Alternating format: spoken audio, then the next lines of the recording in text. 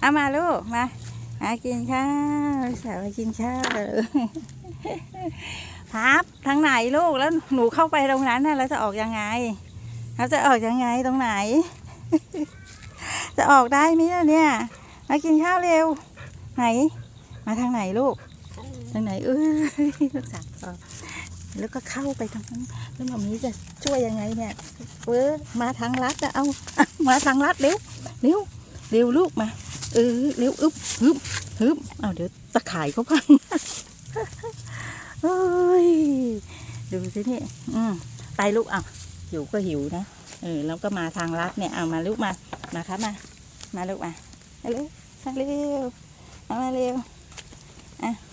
อันนี้ของพับของพับครับนี่เลย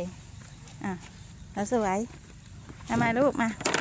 อันไหนก็ได้ลูกเหมือนกันลูก